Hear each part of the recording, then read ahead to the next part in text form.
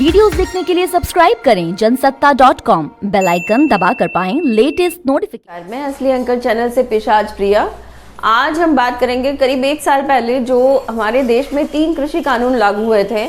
आज सुबह ही मोदी जी ने घोषणा की है कि उन तीनों कानूनों को वापस ले लिया जाएगा। इस मसले पे बात करने के लिए हमारे साथ सरकार और विपक्ष दोनों के प्रवक्ता मौजूद हैं।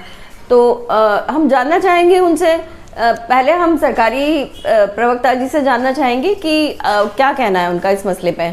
हमारी सरकार तो जनता के साथ है। जनता ने चाहा था तो ये कानून आया था और जनता ने नहीं चाहा तो ये कानून वापस ले लिया गया।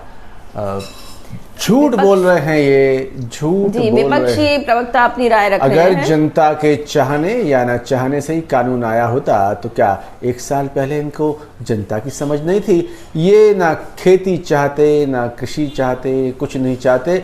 ये सिर्फ और सिर्फ एक चीज़ में इंटरेस्टेड हैं, वो है इनकी अपनी वोटों की फसल। इनकी वोटों की फसल अगर लहलहाएगी तो कुछ भी कर देंगे, कोई कानून ले आएंगे, कोई कानून वापस ले लेंगे। अब आप देखिए, बड़ा मज़ेदार सीन होगा। जो सरकारी अधिकारी, जो सरकारी प्रवक्ता पहले हमको कानून के फ़ायदे गिनाया करते थे, अब वो बताएंगे कि कानून वापस लेने के क्या फ़ायदे हैं। मैं बतौर सरकारी प्रवक्ता बताना चाहूँगा कि हम बहुत सेंसिटिव, जनता से जुड़े, ज़मीन से जुड़े लोग हैं। हमको पता है जनता क्या चाहती है और ये हमने किसी के दबाव में नहीं, अपने चिंतन, अपने एनालिसिस से इस कानून को वापस लिया है। तो इसका मतलब यह है कि 1 साल पहले ये चिंतन नहीं कर रहे थे, एनालिसिस नहीं कर रहे थे। बिना चिंतन, बिना एनालिसिस के सरकार चल रही है। यही तो हम कह रहे हैं कई सालों से।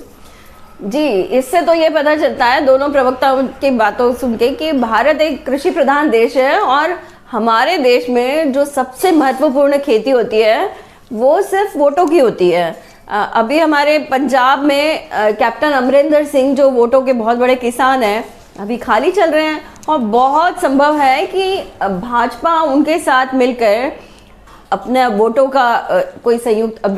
की फसल का कोई संयुक्त अभियान शुरू कर सकती है। तो बताइए इस मसले पे आपका क्या कहना है? देखिए, मैं तो शुरू से एक बात कहता हूं कि यूं तो भारत में रबी, खरीफ और जायद की फसल होती है, लेकिन सबसे बड़ी फसल है वोटों की। और ये सरकार सिर्फ और सिर्फ वोटों में इंटरेस्टेड है। और आप बहुत जल्दी देखेंगे कि इस फैसले के कैसे फसल काटी जा सकती है, ये कोशिशों में ये सरकार जुट जाएगी। देखिए, हमारे विपक्षी साथी तो ऐसे कह रहे हैं जैसे उन्हें वोटों में कोई दिलचस्पी नहीं है। वोटों की फसल तो वो भी काट रहे थे, उनकी तो दरअसल कोई फसल ही नहीं है। वो तो अपनी सारी फसल किसानों के गुस्से से उपजाने की कोशिश कर रहे थे। अब ये फसल नहीं उग पाएगी। झूठ बोल रहा